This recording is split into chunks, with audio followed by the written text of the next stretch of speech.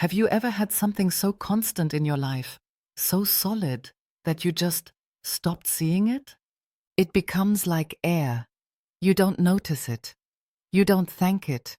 You just expect it to always be there, filling your lungs, keeping you alive. For me, that wasn't air. That was a man. His name was Ben, and I forgot how to breathe without him. This isn't a story about a dramatic breakup. Not really. Those are easy. You can point to the explosion and say, "There, that's where it went wrong." My story is quieter. It's a story of death by 1,000 paper cuts, and I was the one holding the paper. It all started about 3 years ago. I'd just landed my dream job as a junior art director at a flashy ad agency. It was fast-paced, high stakes, and I was desperate to prove myself. Ben, my boyfriend of 4 years at that point, he was my anchor. A software engineer. Smart, steady, incredibly kind. The kind of guy who'd watch reruns of my favorite stupid reality shows with me just because he knew I liked his company. The kind who'd leave little sticky note drawings on the bathroom mirror if I had a big meeting. He worked from home most days, so our life fell into a rhythm. My rhythm. His rhythm was built around mine. I'd stumble out of bed at 7 a.m., already scrolling through emails, my mind racing, and there, without fail, would be a steaming cup of coffee on the counter, made exactly how I liked it, a splash of oat milk, no sugar. Ben would be at the table, already typing away, and he'd look up and smile. His voice was always so warm. "Morning, superstar. Ready to conquer the world?" And I'd grunt. Maybe a half-hearted thanks mumbled into my phone. I'd grab the coffee, drain it, and rush to get ready, leaving the empty mug in the sink. I never stopped to think about the fact that he got up 10 minutes early every single day just to make that coffee for me. It was just a thing that happened. Like the sun rising. The little notes on the mirror? I stopped seeing them as sweet gestures. I started seeing them as clutter. I'd peel them off and toss them in the trash without really reading them, annoyed that they left a sticky residue. He'd cook dinner most nights because my hours were so unpredictable.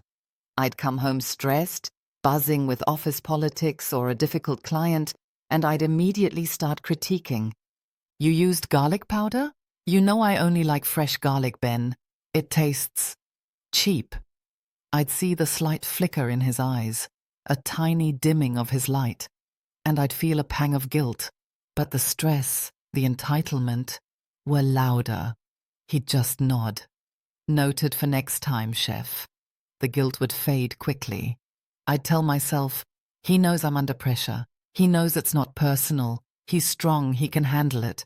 This is just how I am when I'm focused. I started taking his stability for granted, mistaking his peace for weakness. My friends at work would complain about their dramatic boyfriends and I'd feel a smug superiority. "Oh, Ben would never," I'd say. "He's so dependable." I said it like it was a boring trait, like reliability was the personality equivalent of beige paint. The first real crack appeared on our anniversary. Year 5. He'd been hinting at a surprise for weeks.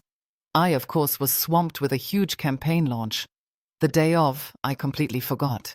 He'd made reservations at this incredibly romantic, intimate restaurant we'd always wanted to try. He was dressed up, holding a small wrapped gift. I came home 2 hours late, hair a mess, still yelling into my phone about font choices. I saw him sitting on the couch, the light from the TV flickering across his patient face. The disappointment in the room was a physical thing. "Oh my God, tonight!" I said, finally remembering. "Ben, I am so sorry. This client is a nightmare. We're going to have to reschedule. Rain check?" He just looked at me for a long moment. Then he smiled, but it didn't reach his eyes. "Of course. No problem. Work comes first." He said the words I had trained him to say, and instead of hearing the sadness in them, I just felt relief. "You're the best," I said, planting a distracted kiss on his forehead before rushing to my laptop. I didn't see him quietly put the gift back in his pocket. I didn't see him call and cancel the reservation. I was already lost in my own world. The campaign was a huge success. My boss gave me a promotion, a big raise. I was elated. I came home ready to be celebrated. I burst through the door, expecting Ben to sweep me into a hug, to tell me how proud he was. He was in the kitchen washing dishes. He turned, smiled, and said, "Hey, heard the good news. Congrats, Lena. That's amazing. It was fine, it was nice, but it was subdued." Where was the champagne? The excitement? I felt a spike of irrational anger. That's it? I just nailed the biggest project of my career and I get a, "Hey, congrats?" He stopped washing the dish, his hands still in the soapy water. He looked tired. "What would you like me to do, Lena? I sent you a text with 3 exclamation points. I ordered your favorite sushi for lunch. I'm happy for you, truly. It just doesn't feel like you're excited for me." I shot back, the stress of the weeks finally boiling over. It feels like you're just going through the motions. Sometimes it feels like you're not even in this relationship anymore. The moment the words left my mouth, the air changed. The room felt cold. Ben slowly dried his hands on a towel. He didn't get defensive.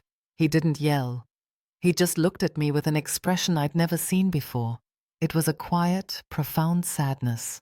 It was final. "Lena," he said, his voice so calm it was terrifying. "I have been in this relationship for the past 18 months by myself. You're here, but you're not here. You took my promotion dinner.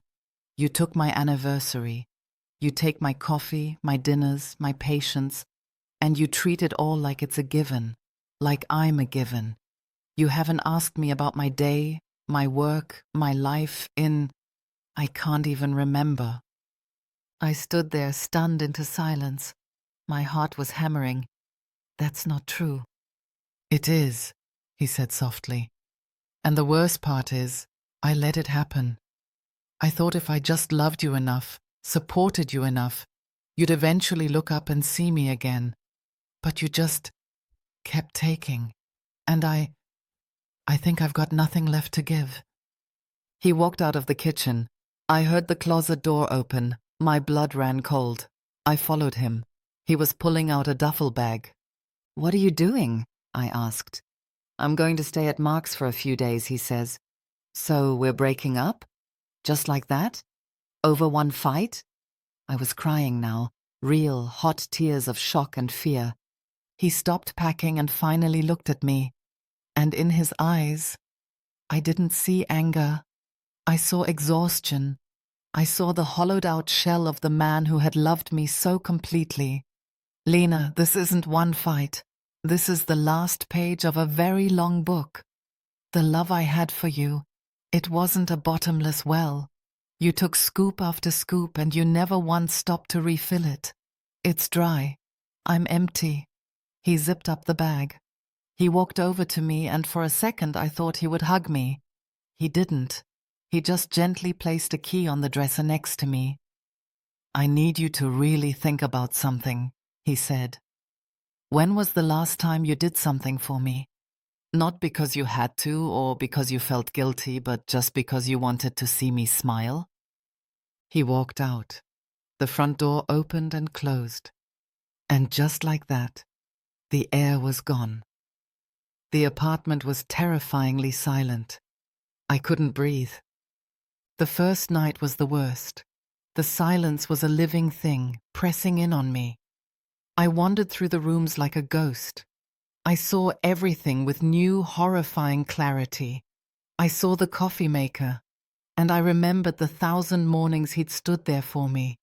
I saw the couch, and I remembered how he'd always sit on the side with the broken spring so I could have the good spot. I saw a book on the shelf, a book on coding languages he'd been so excited about months ago. He'd tried to tell me about it and I'd shushed him because I was on a work call. I collapsed onto the floor and sobbed. The weight of my neglect crushed me. He was right. I had been a black hole of need and entitlement. The next few days were a blur of misery. I called in sick. His words echoed in my head on a loop. When was the last time you did something for me? I racked my brain. I bought him a sweater for his birthday. But had I done it with joy or out of obligation? I couldn't remember. I was drowning in the evidence of my own failure. I opened my phone, scrolling back through our text history. It was a devastating ledger filled with running late, don't wait up, stressed, this project is killing me, can't talk, swamped. Can you reschedule the dog groomer? I forgot. Did you pay the electric bill? Okay, thanks. Page after page of him giving, and me taking. I had to physically put the phone down, sick to my stomach. On the third day, the doorbell rang. My heart leapt. Ben! He'd come back! I scrambled to the door. It wasn't Ben. It was a delivery guy with a bouquet of flowers. My heart sank. I took the vase. Sunflowers. My favorite. I fumbled for the card. Congratulations on the promotion, Lena. So proud of you. The team at Axis Agency. My work. My job. The thing I had prioritized above everything else. I stared at those bright, cheerful flowers, and they looked like a mockery. This thing I valued so highly had sent a generic corporate bouquet. The man I had valued so little had given me 5 years of his life. I threw the flowers in the trash, vase and all, and cried until I had no tears left. I knew I had to fight for him. I had to show him I could change. I started small. I didn't call him. I knew words were worthless. I needed action. I deep cleaned the entire apartment. I organized his side of the closet. I went to the grocery store and bought all his favorite things. The ingredients for the beef stew his grandmother used to make. I cooked the stew. It took hours. I burned the first batch of dumplings. I started over. I wanted it to be perfect. For him. After a week, I finally texted him. It took me an hour to write 3 sentences. I'm not asking you to come home. I just want to know if you're okay. And if you're willing, I'd like to bring you some food. Grandma's stew, no strings. An eternity passed. Then 3 dots appeared. I'm okay. You can bring it by. Mark's address is 22B Oak Street, apartment 4. After 7 is fine. It wasn't warm, but it wasn't hostile. It was a chance. A tiny, fragile thread. That night I drove to his friend's apartment. I knocked. Mark answered, gave me a sympathetic but guarded look. Ben was sitting on the couch. He looked older, tired, but clear-eyed. He wasn't dimmed anymore. He was just calm, resolved. Hi, I said, my voice shaky. Hi, Lena, he responded. I handed him the container. It's probably not as good as your grandma's. I messed up the dumplings the first time. He took it. Thank you. You didn't have to, he says. I wanted to, I responded. I'm so sorry, Ben, I whispered, crying. I am so sorry. You were right about everything. I've been a terrible partner. I don't expect you to forgive me. I just need you to know that I see it now. I see you now. He nodded slowly. I know you're sorry, Lena, and I believe you mean it right now. But sorry is easy. It's the easiest thing in the world to say when you're faced with the consequences of your actions. His words were like ice water. What does that mean? I asked, terrified. It means I can't come back to what we were. That version of us is over. It's broken. I can't be your safety net anymore, Lena. I need to be your partner. Or I need to be nothing at all. I want to be your partner. I want to change. Just give me a chance to show you, I responded. I believe you want that, he said. But wanting to change and actually changing are 2 different things. You've lived a certain way for a long time. That doesn't get undone in a week. So what are you saying? I asked, my heart shattering. I'm saying I need more time. I need space. Real space. Not a few days. I think you should move out. Move out?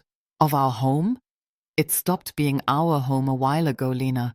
It became your headquarters, and I was just live-in support staff. You need to learn how to stand on your own.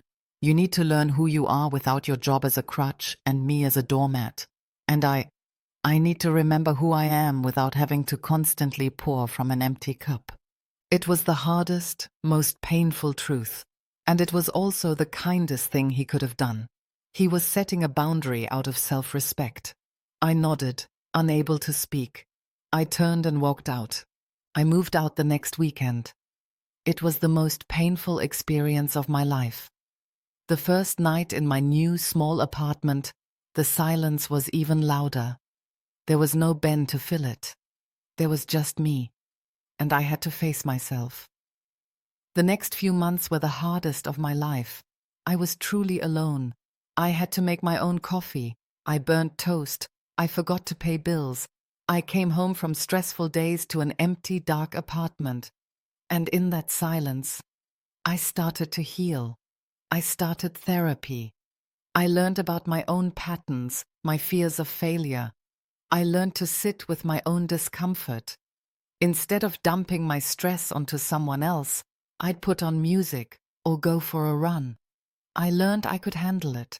I was stronger than I thought. I learned to appreciate the small things, the satisfaction of making a perfect cup of coffee for myself, the peace of a clean apartment that I had maintained. I didn't date. My heart was still with Ben, but it was a different kind of love now, a grateful, respectful love from a distance. I worked on my career, but I built boundaries. I left the office on time. I stopped checking emails at dinner. Months passed. Seasons changed. I thought about Ben every day, but the sharp pain had softened into a steady ache. A reminder. Then, one rainy Tuesday afternoon, my phone buzzed. A text from a number I still knew by heart. "Hey Lena, I hope you're well. I was going through some boxes and found a few of your art books. I didn't want to just donate them.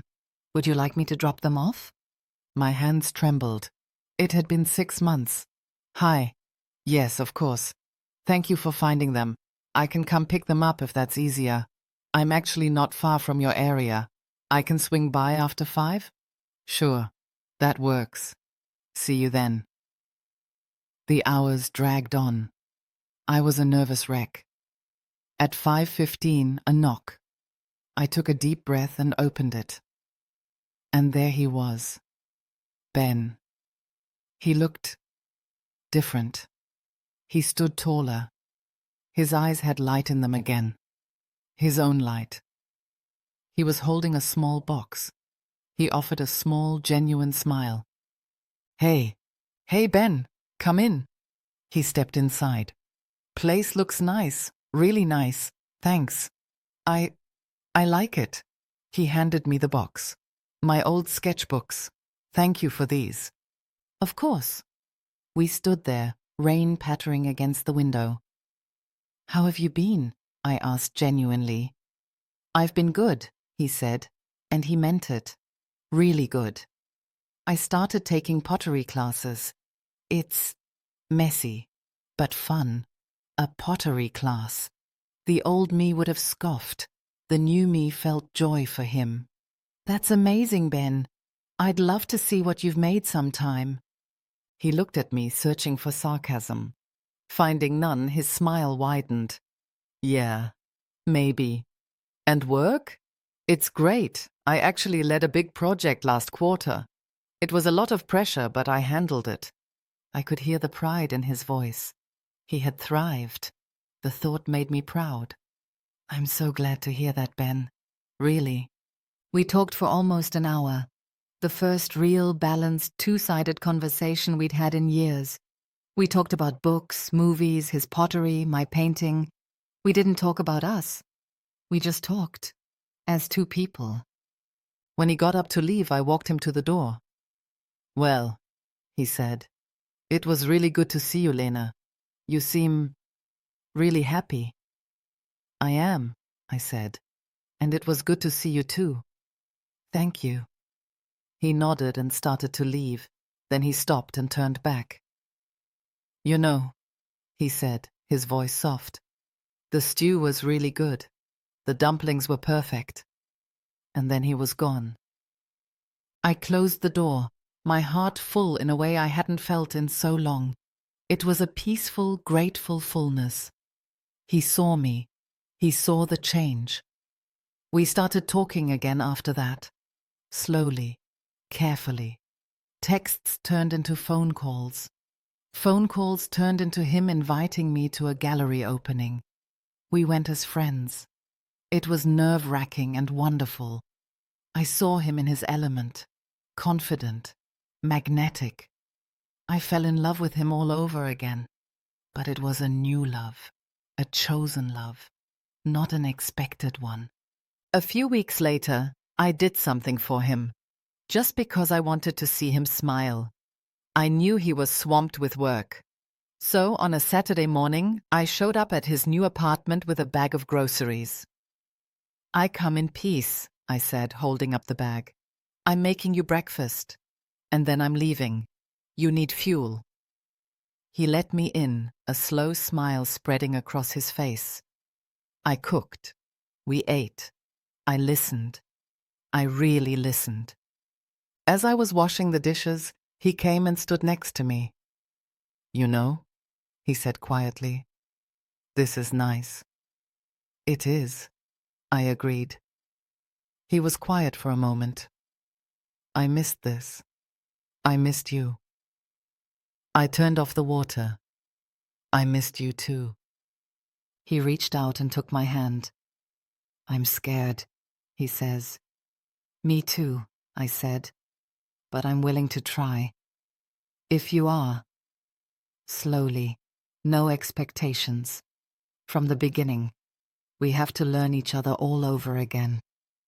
Tears of joy welled in my eyes. I nodded.